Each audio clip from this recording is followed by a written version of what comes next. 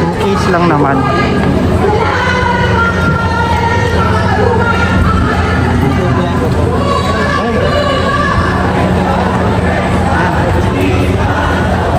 Naka-ready pa lang ano dito. Water cannon. In case.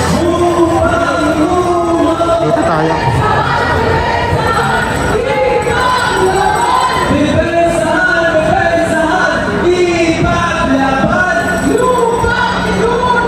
Muli, maraming salamat po kina Jonathan Doroha mula sa Kasama Timog, Katagalugan at kay Bunaay Kanan ng Atribo.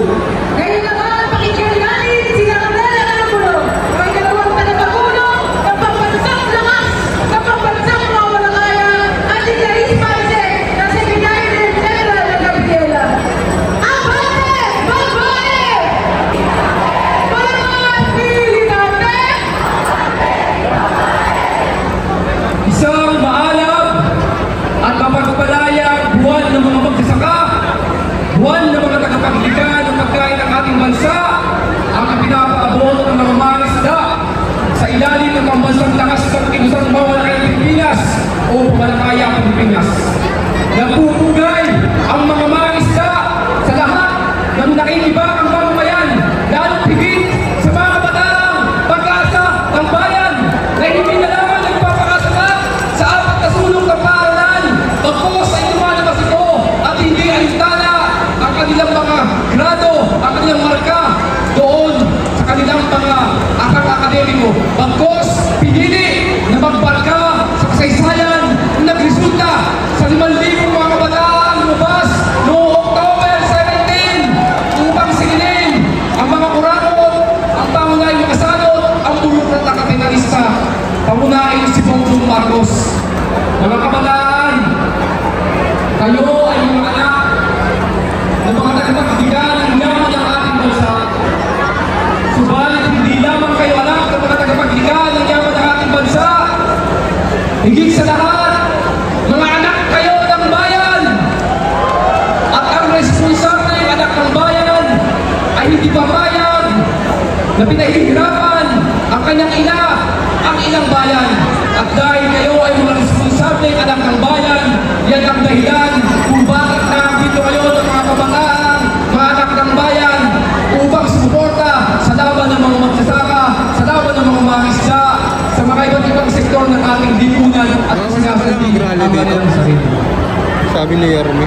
Taon-taon, At sabi sa comment, pinagbawal na daw ni Yorme ang mag-rally. ang buhay ng mga tagapagdigan sa pagkain ng ating bansa. Subalit taon-taon, kapansin-pansin, patuloy na nalulubog sa kumuloy ng kahirapan ang mga mangisda dahil sa matinding korupsyon na nagaganap dito sa ating bansa. Korupsyon sa pagwasak sa ating kabuhayan. Korupsyon sa pag-alis sa karapatan ng mga isda na pakinabangan ng kabuhayan. Ang isa, ang issue ng 15 kilometers municipal water na pinapasok ng malaking commercial na Malakaya na inaayunan ng gobyerno mismo ni Bongbong Marcos. Ang sa aming mga mangisda, 15 kilometro lamang. Pero ang sa mga commercial fishing, sa kanila na yung natira. Pero pinapasok pa rin nila at inaagawan ng kabuhayan ng mga isda. Ang matinding issue ng mga mangisda ay ang patuloy rin nagaganap ng mga proyektong reklamasyon sa mga baybayin na nagpalaya sa mga mangisda, nagpabagsak ng kabuhayan mula sa 80 to 90% at dahilan din kung bakit marami yung nalulubog sa baha, marami ang namamatay na ang mga kabuhayan. Kaya mga kabuhayan, tandaan nito, ang pagpatay sa atin, ang mismong may kasalanan, ay ang reaksyonaryong gobyerno mula sa nagdaang administrasyon hanggang sa kasalukuyang administrasyon ni Bongbong Marcos. Hindi ito kapalaran, ginagawa nila sa atin. Kaya nandito malawak na mamamayan at nagpuprotesta upang labanan ang ganito ay susidio ng korupsyon dito sa ating bansa. Maliban sa mga baybayin, hanggang doon sa daot, partikular sa West Philippine Sea, inaagawan ang mga mangisda ng karapatan at kinabangan ito. Biktima kami ng imperialist ng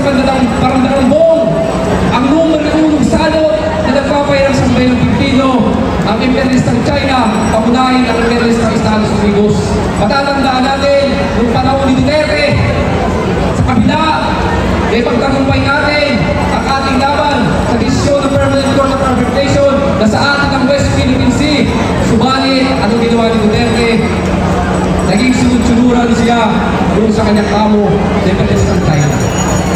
Maraming mga maisang hinaharas, marami ang mga namatay. At ngayon sa panahon ni Bongbong Marcos, walang pinag-iba kay Duterte, parintuta ng imperialismo. Nag-iba lamang ang kanyang amo, pumihit sa Estados Unidos at para magpostura na siya ay nagtatanggol sa soberanya ng ating bansa. Ginagamit nila ang maritime dispute ng China, ng Pilipinas sa China. Pero totoo, ang kanilang susunod ay para sa geopolitical na interes, para magpalakas sa kanilang posisyon sa Asia at magdambong at kinitaan at bibenta ng armas na kumikita ang US national. Dahil ang kumay kapasito yan ang malinaw ng bagayan kung bakit patuloy naghihirap ang mga isda, ang pamamayang Pilipino. Walang iba na nagpapayag sa atin, walang iba na ugat ng kahirapan ay mismo at usalo dito sa ating bayan at imperialismo, feudalismo, buhok na kapitalismo. Kaya ating isigaw, imperialismo! Feudalismo! Burang na kapitalismo! Bongbongismo! Bongbongismo! Bulong na Estado! Maraming salamat po. Mga kasama, mga kababayan, nasaan po yung mga kasama natin sa sasakang na lumuwas pa dahil sa ilang period? Ang nasa po yung mga kamay. Mga kasama, mula po sa sektor ng kababaihan, kayo po ay pinakamataas na pinagbubukalan ng kababaihan at pawis dahil alam po namin ang pagod, ang hirap, ang takot na lumuwas sa inyong mga komunidad para tumungo dito sa kababaihan, para i-registro ang ating nagdakay sa panawagan para sa tunay na reforma sa lupa, pagbayan para sa lahat, justisya sa lahat ng pinaglang ng kasistang Estado, kasarinlan mula Follow nyo at vlog. at ang lakong ng At mga vlog. imperialista ang pagwawakas sa korupsyon ng gobyerno ng Amerika at ng gobyerno ni Marcos Jr. Mga kasama, sa ilalim ni So, medyo mainit dito sa baba, no? Kaya watak-watak po yung mga ano. Nasa gilid sila. Ayan, nasa baba. Ayan. Nasa baba sila. Wala sila sa gitna. Nagsulit ulan dito sa ating bansa. Tayo rin ay binabaha ng mga imported na mga agricultural product mula sa iba't ibang mga bansa. At kasabayan ng mga kasama, patuloy ang militarisasyon doon sa kanayunan. Ilang mga kababaihan na ba at mga bata ang pinagsamantalahan, inabuso ng mga pulis at militar doon sa Mindoro, doon sa Cagayan Valley, doon sa Mindanao, sa iba pang bahagi ng ating bansa. Ilang mga magsasaka ba ang minasakir na sa Negros, sa Mindoro, sa Batangas, sa Quezon, at sa iba pang rehiyon ng ating bansa? Ilang mga bata ba, mga kasama, ang hindi nakapag-aaral ngayon dahil patuloy na kinakampuhan ng mga pulis at militar ang kanilang mga komunidad?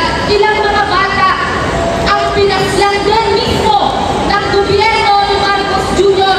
sa kalan ng kontra-insurhensyang programa ng Estados Unidos dito sa ating bansa? Ito po ang kailangan nating paghandaan. Kaya mas masikhay na pagpupugay, pag-oorganisa at pagpapakilos ang kailangan natin gawin. Hamutin natin ang mga kurap na pag-aari ng ilan. Baliktarin natin ang tatsulok. Gamitin natin ang ating pagkakaisa at lakas para ibagsak ang ang burokrata kapitalismo, ang feudalismo at ang imperialismo at itayo natin ang isang tunay na pambansa demokratikong lipunan. Kaya ba natin yan mga kasama? Kung kaya natin, taas natin ang kamao. Sigaw natin, mabuhay!